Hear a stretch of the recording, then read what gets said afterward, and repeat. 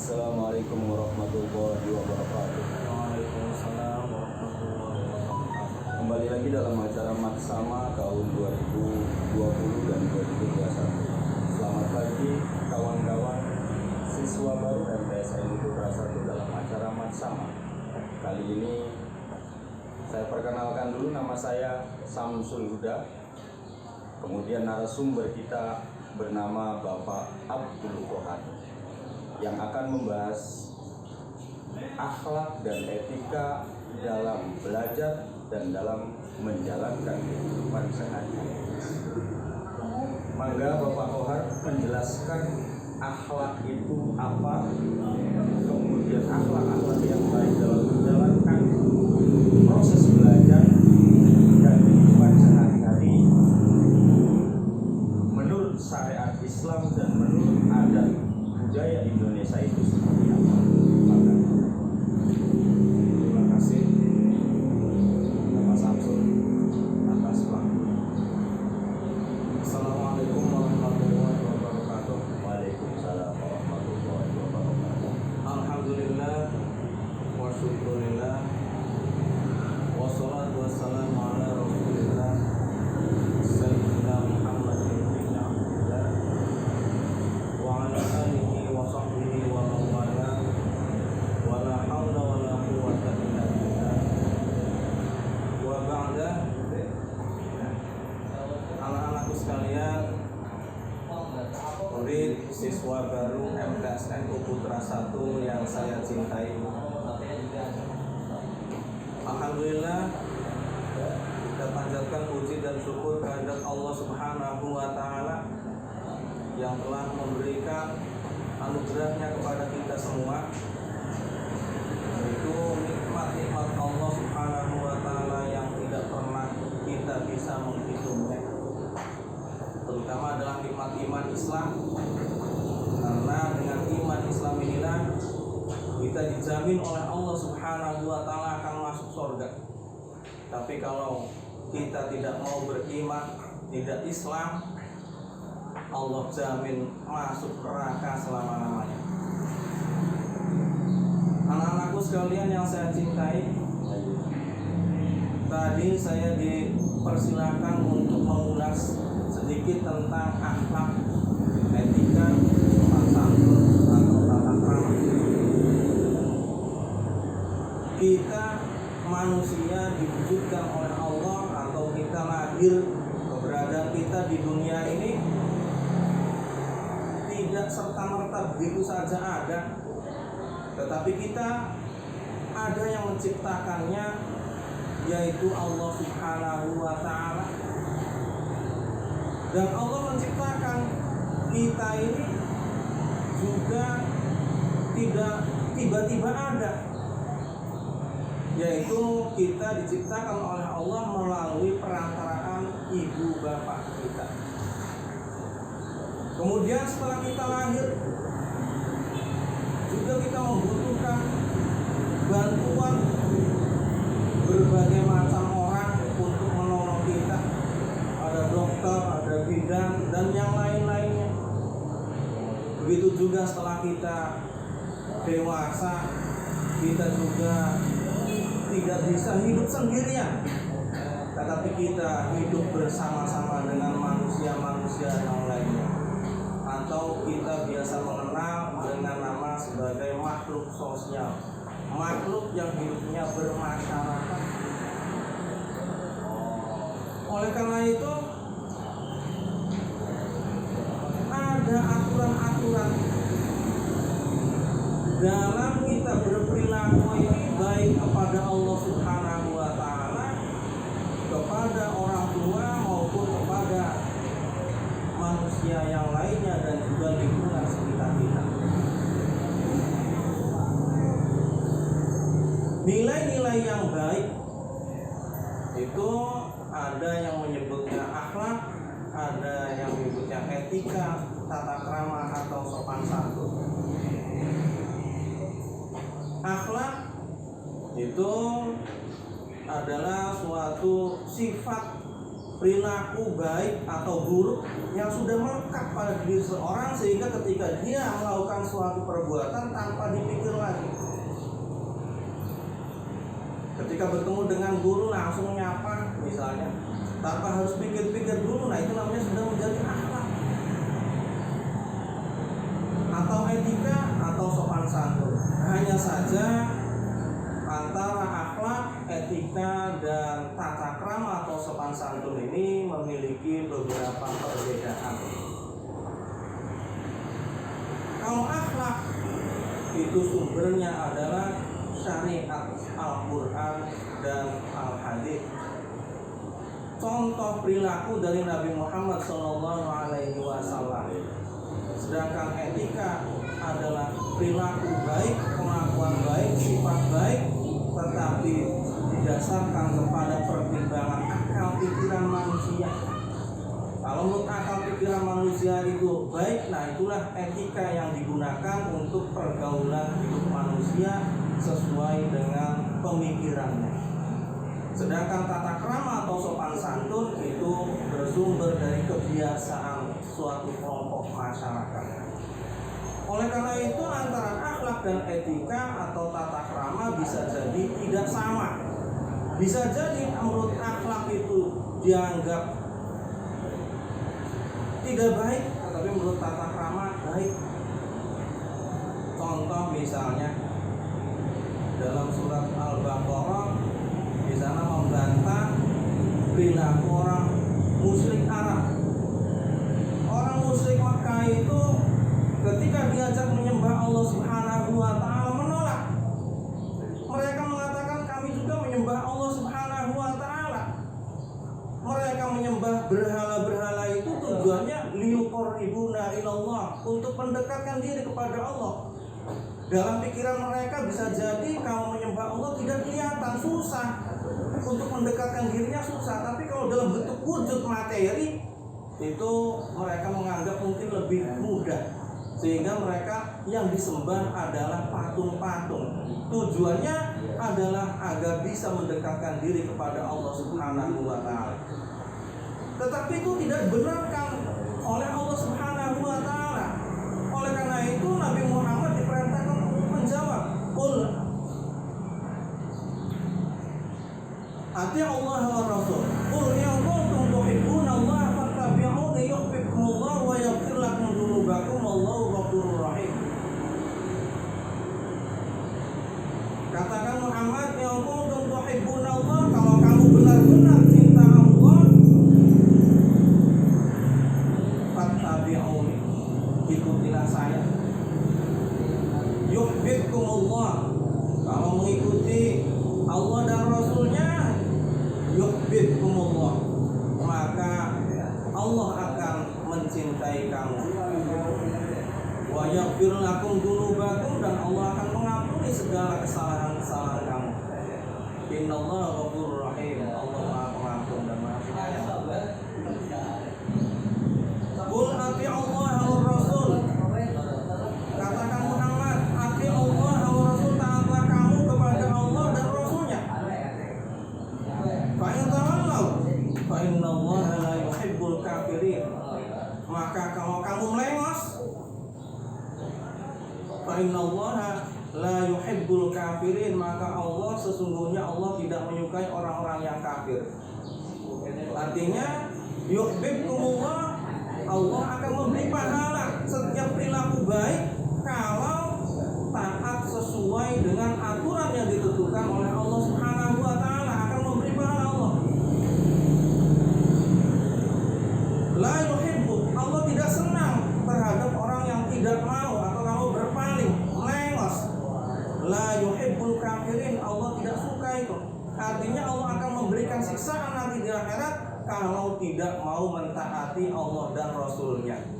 Oleh karena itu, walaupun menurut pemikiran orang itu baik, nilai-nilai tersebut dianggap baik oleh akal pikiran, tetapi tidak sesuai dengan akhlak, tidak sesuai dengan apa yang dikehendaki oleh Allah dan Rasulnya, maka kita tentu saja harus memilih apa yang sesuai dengan akhlak.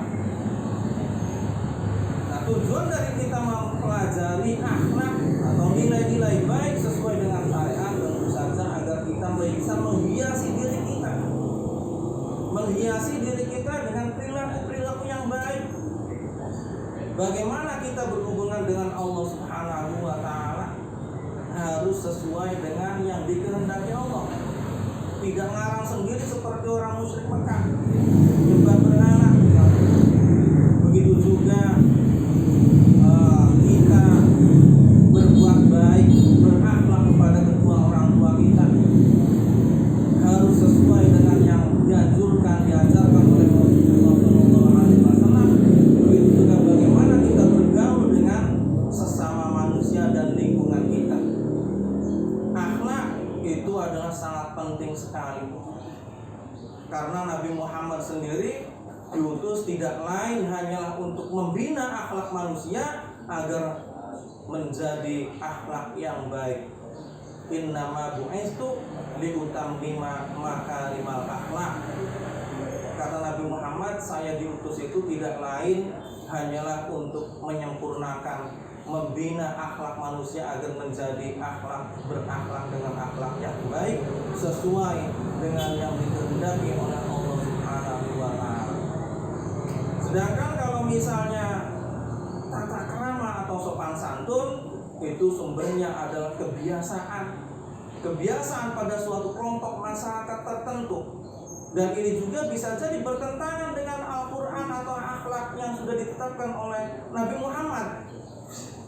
Contoh misalnya, kalau ada orang meninggal, mungkin kita akan merasa tidak sopan ketika orang yang meninggal itu punya hutang kemudian nagih kepada keluarganya, mau nagih hutang misalnya agar minta dilunasi.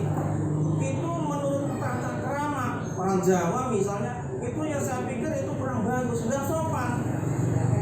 Tetapi itu dibenarkan, bahkan harus minta dilunasi sebelum orang tersebut dimakamkan, karena Rasulullah itu tidak mau menyolati orang yang masih punya hutang. Nah, begitu juga akhlak kepada orang tua. Kalau kebiasaan orang Arab dulu kepada orang tua, ya bahkan kepada ibu diwaris, dapat warisan ibu seperti barang perempuan itu dianggapnya, diwariskan oleh anaknya. Menghina ataupun menganggap remeh kaum perempuan. Tetapi dalam Al-Quran atau Nabi Muhammad justru meninggikan derajat Al-Quran, derajat orang-orang perempuan ini. Sehingga misalnya Nabi Muhammad bersabda,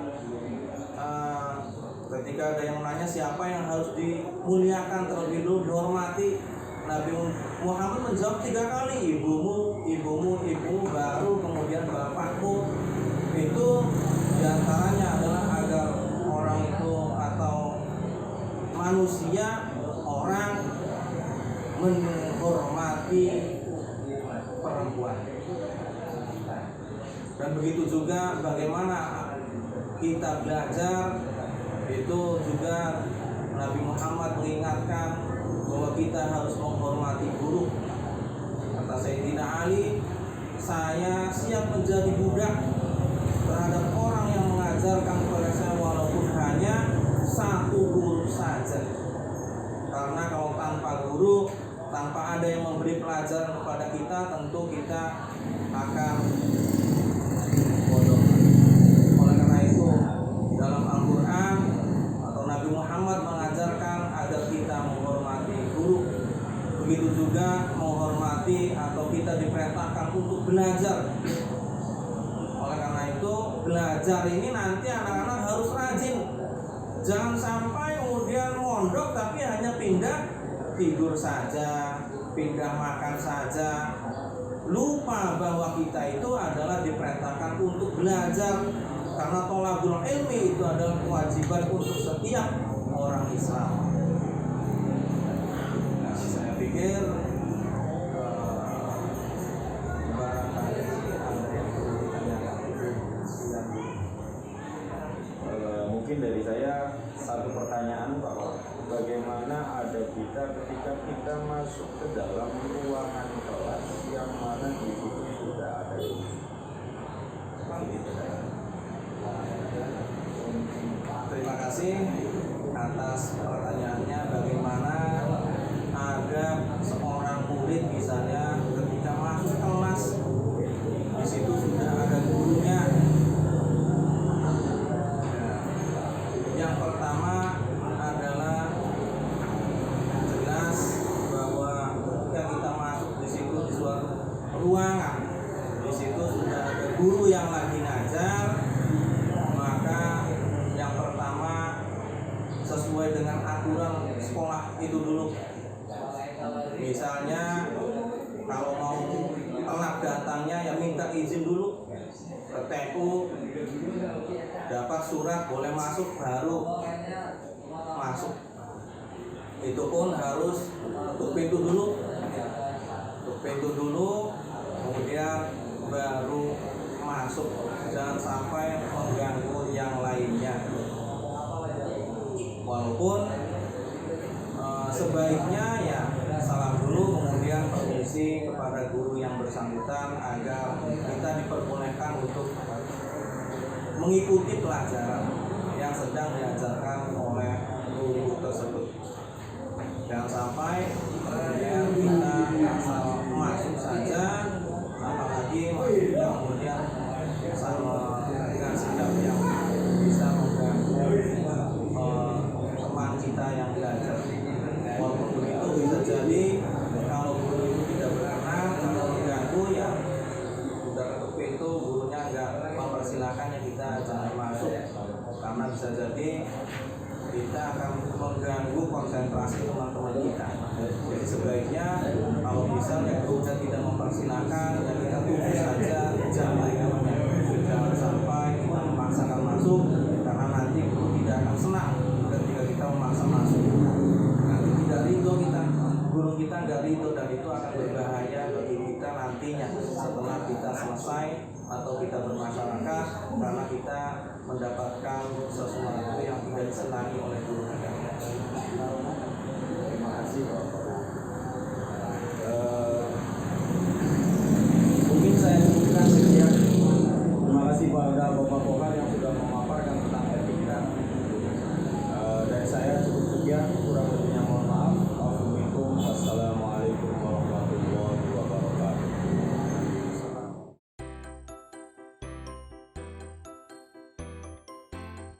Assalamualaikum warahmatullahi wabarakatuh. Kembali lagi bersama kami dalam rangka masa ta'aruf siswa madrasah Matsama Virtual MTS NU Putra 1. Kali ini kita sedikit membahas tentang kepesantrenan, Kang Jamal. Betul. Bersama saya sendiri Muhammad Najih, dan di samping saya ada siapa, Kang Jamal? Jamaluddin Hussein. Ya, kabar baik hari ini, Kang Jamal? Alhamdulillah baik Alhamdulillah. sekali. Nah, terutama kita bahas tentang pesantren dulu nih, Pak Jamal. Boleh.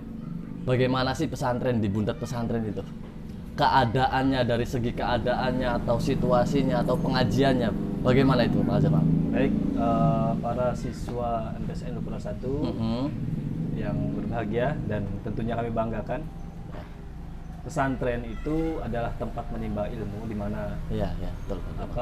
tidak hanya mempelajari tentang keilmuan atau pengetahuan saja, tapi kita juga belajar Ya. dari amaliyah, di mana para kiai, para sepuh, para asatidz di Ya. sini tidak hanya mengajarkan secara keilmuan atau akademisi Ya. saja, tapi dari juga dari amaliyahnya. Iya, betul, Pak Jamal. Dan itu.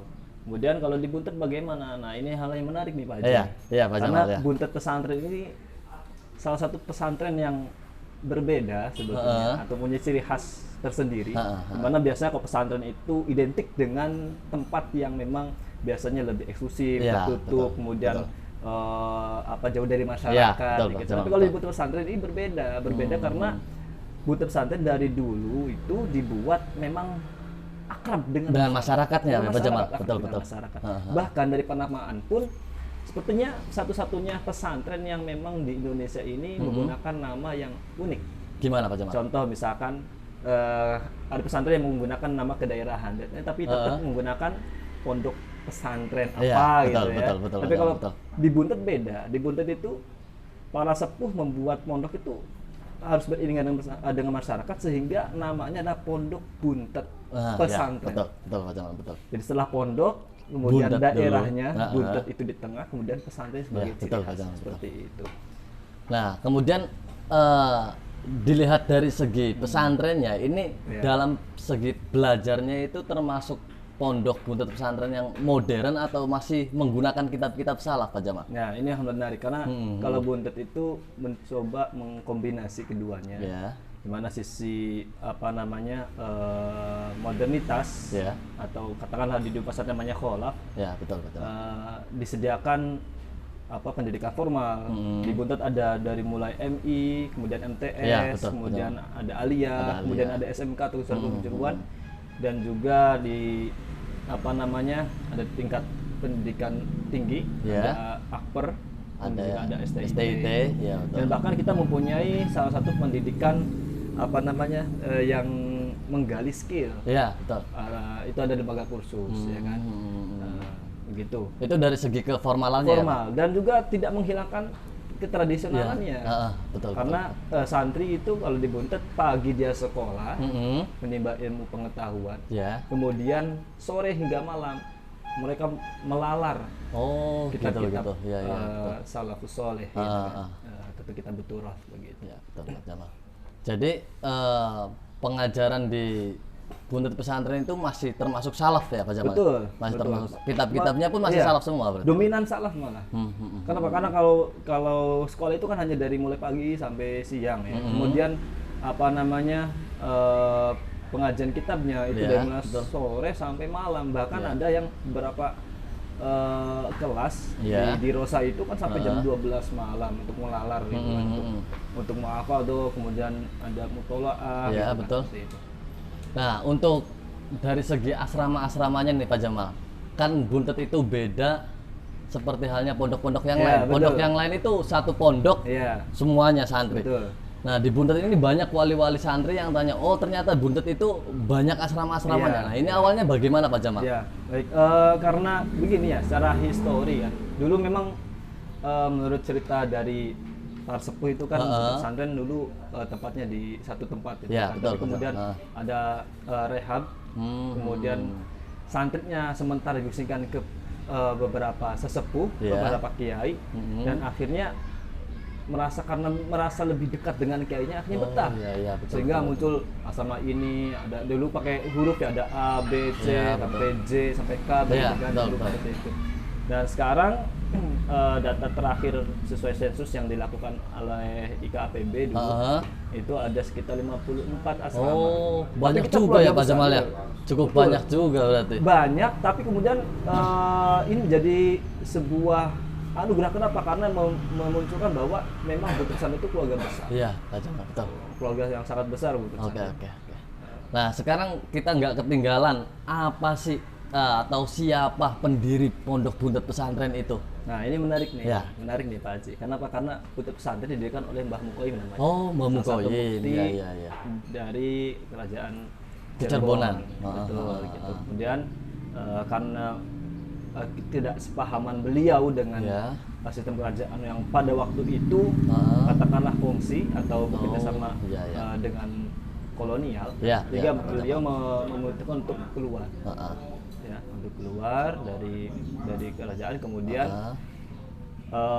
apa namanya, sehingga dibentuk pesantren. Beruzlah Sehingga ya, Pak Jamal ya? beruzlah. Sehingga akhirnya mendirikan pondok pesantren. Iya, Seperti betul. itu. Berarti pendirinya itu Mbah Mukoyim ya Pak Mbah Jamal? Mukoyim pendiri. Itu dimakamkan di mana Pak Jamal? Untuk, Biar santri-santri itu bisa, iya, betul. yang baru-baru ini bisa pada Betul. ziarah ke pendiri Nah, Buntetnya. kalau Mbah Mukoyim disarekan atau diistirahatkan di namanya daerah di Sindang, ada namanya Tuk, iya. daerah Tuk itu di Sindang. Dan beliau nggak sendiri Pak Haji. Oh, nggak sendiri ya? Beliau tidak hanya sendiri atau sesepuh Buntet Pesantren, tidak hanya Mbah Mukoyim yang Iya, disebut. iya. Ada Muta'ad di sana. Oh, iya. Muta'ad itu berarti apa ya? Menantu cucu ya. Iya, Menantu cucu beliau. menantu. Begitu. Nah, Pak Jamal, untuk sedikit menyambungkan ke NU atau Nahdlatul Ulama Ya, nih. ya, betul. Apa sih peran Buntet ke NU itu Pak Jamal? Nah, ini. Bagaimana awalnya bisa begitu kental antara Buntet dengan NU itu Pak Ya, Jamal? ya. Jadi gini, pesantren itu kalau nggak NU, ya belum disebut pesantren. Oh, sebetulnya. gitu. Iya, betul. Iya. Karena Nahdlatul Ulama ada salah satunya jamiah atau Iya. perkumpulan atau organisasi yang memang mewadahi paham Ahlussunnah wal Jamaah. Di mana sangat kental dengan merawat tradisi, Iya, iya. tapi kemudian tidak juga antipati atau menolak inovasi-inovasi Iya, iya. seperti itu. Nah, Buntet Pesantren punya peran besar Terhadap NU itu? terhadap NU. Salah satunya dari Revolusi Jihad. Ini salah satu iya, iya, andil di pesantren yang mana waktu perang 10 November atau Revolusi Jihad itu Hadratus Syekh Iya. Hasyim Asy'ari menunggu kedatangan singa dari Jawa Barat. Siapa itu Pak Jamal? Itu beliau almarhumlah Kiai Abbas, kemudian beserta saudara-saudaranya. Dari Buntet semua itu Dari ya? Buntet semua, Kiai Abbas, Ilyas, Kiai Anas, ya kan, seperti itu. Ya Kiai Asmul itu orang-orang yang mempunyai peran besar. Bahkan bukan hanya untuk NU saja, tapi untuk negara ini. Iya, betul Pak Jamal. Seperti itu. Oke. Berarti sangat kental ya antara Buntet dengan NU itu Pak Jamal. Iya, Kental iya, sekali, iya. kental sekali. Jadi pada era siapa Pak Jamal? Antara Buntet dengan NU mulai berperan gitu. Iya. Pada era Kiai Mbah Mukoyimnya kah atau Kiai Abbasnya. pada era Kiai Abbas Kiai ya? Abbasnya. Oke lah, Kiai Abbas pernah berguru. Oh. Ya seperti itu. Oke. Oke, terima kasih Pak Jamal. Ya, Saya sama-sama, rasa Pak Haji. cukup bisa dicukupkan Pak Jamal. Terima kasih atas ilmu-ilmu dari Pak Jamal. Baik. Sekian dari kami dalam acara Mat sama Ta'aruf Siswa Madrasah Virtual MTS NU Putra 1. Saya ucapkan terima kasih. Wassalamualaikum warahmatullahi wabarakatuh.